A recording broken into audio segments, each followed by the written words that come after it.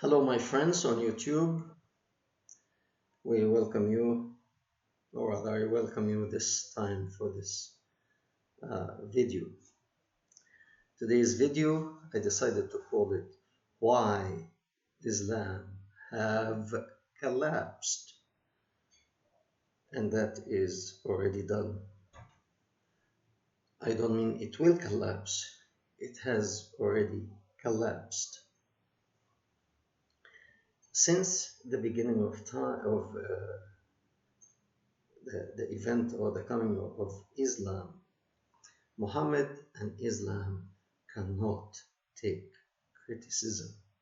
Why?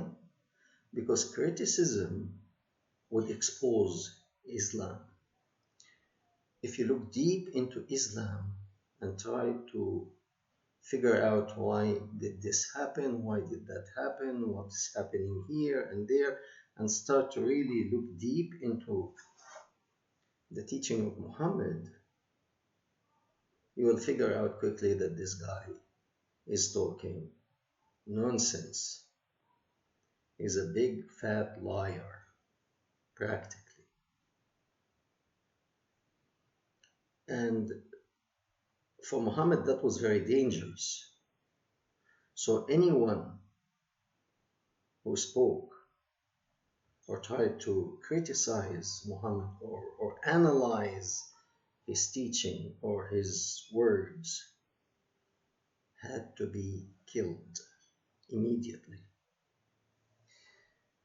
Ka'b ibn al-Ashraf, Muhammad ordered his 5 people of his followers, his gangsters, to slaughter him, which they did. Asma bint Marwan, a poet, he would kill all the educated people who would look deep into his teaching and criticize it. So Asma bint Marwan, the woman, the poet who criticized Muhammad's teaching, he sent a man to assassinate her while she was nursing her baby. Abu Afak. There are many people.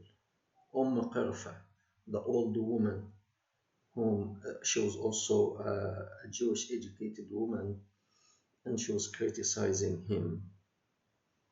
He ordered her to be split in halves by tying her legs, each leg to one camel, and each camel was taking the opposite direction of the other.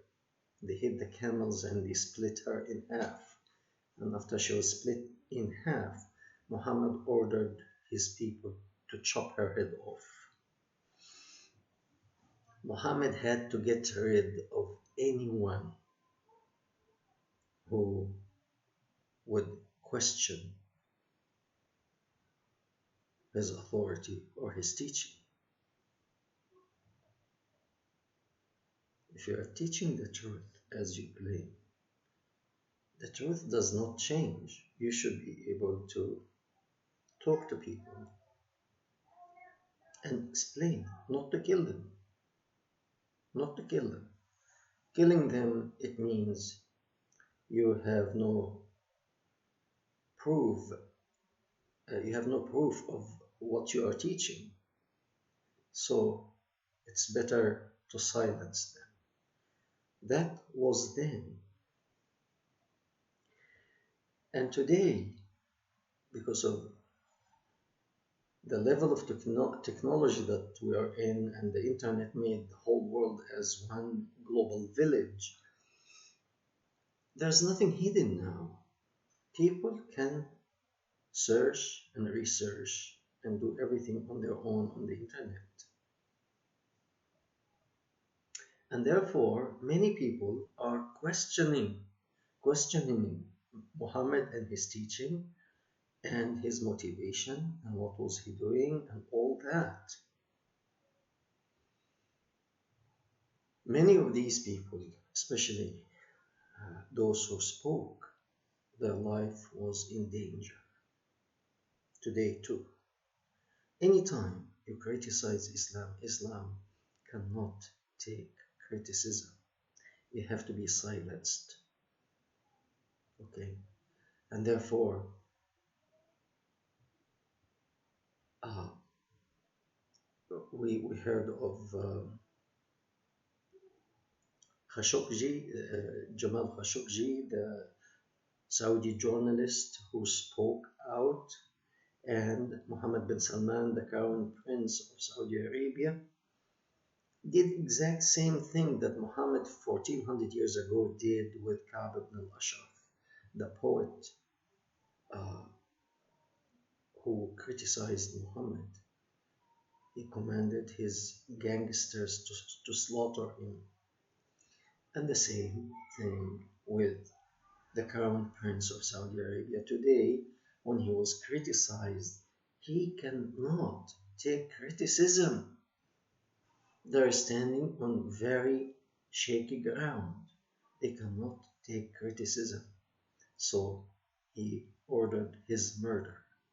And Khashoggi was murdered. Nahid Hattar, the Jordanian journalist, he was murdered. Why? He spoke.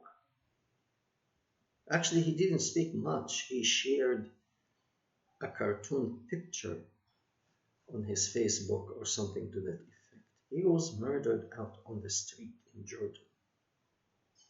Huh? Um, who else? Farag Foda in Egypt, because he started to look into Islam and open things that Muslims did not like so much. He was exposing them. Farag Foda was murdered. They tried to murder Najib Mahfouz, an old man. Anyone who thought about Islam in depth and found out the ills in Islam and spoke was murdered, or at least tried to murder them. So why did I choose that Islam has collapsed in the past tense? Collapsed. I remember in the early 1980s, a man predicted when the Soviet Union was at its peak, like a strong empire, and this time President Reagan called it the evil empire. A man at this time he took an extraordinary step, and he seemed to have been a crazy man, because he was standing on his own, and he said, what would we do after the collapse of communism? That was his speech, and many people thought this man is out of touch. He's crazy, because communism seemed to be, the Soviet Union was so strong that people, average home in Europe, in America, in many places, I traveled a lot. People were so scared of Third World War and the magnitude of the damage that it would bring. And it felt to average person that it was imminent. So they were very afraid, and with the right reasons. Near the end of the 80s, the Soviet Union collapsed. About 7 years after that speech, I saw that was like a miracle. That Soviet Union, that giant that every country was afraid of, collapsed. And later on, it disintegrated to small countries or independence. Each country, like Poland, wanted its independence, Georgia, so on and so forth. They wanted their independence. And the Soviet Union finished. Today we see similar signals, such as in Iran, women are rebelling by taking the hijab, that head cover, off in public. Recently in Turkey, they are challenging the Islamic Authority and taking that hijab off. On the political level, we see that in the uprising in Sudan, calling the president to resign. This was you cannot say that in an Islamic country. You can even say it, you could say it in a communist country, which is very hard. You cannot say that in North Korea, but actually have a chance to survive if you call for the downfall of the Kim regime in North Korea than in an Islamic regime. But in Sudan, they are calling for the resignation of President Bashir. In Tunisia, once again, they are rebelling because of the high prices. And Egypt is like a tinderbox at this moment. Saudi Arabia, the people are not happy at all with the clown, not crown, clown prince. Huh?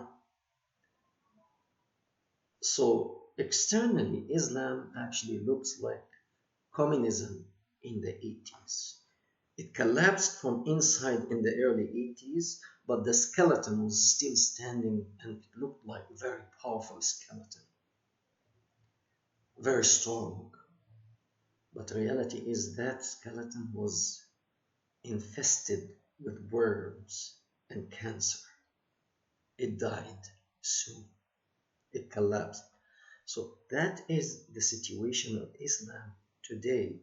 Even though we hear that Islam is the most growing religion in the world and all that nonsense, this is all politics because they know they have collapsed. They know that very, very well. So that it does not mean because the Islamic skeleton is standing like a giant, it is a giant. It's a dead giant. And it's a matter of time. And it's a very short time, actually, when we'll see the fall of that skeleton as it happened in the Soviet Union. We will see the fall of the skeleton, of the Islamic skeleton in the Islamic country. So we thank you very much and we hope to hear from you, and any questions or comments, thank you very much. We'll see you again.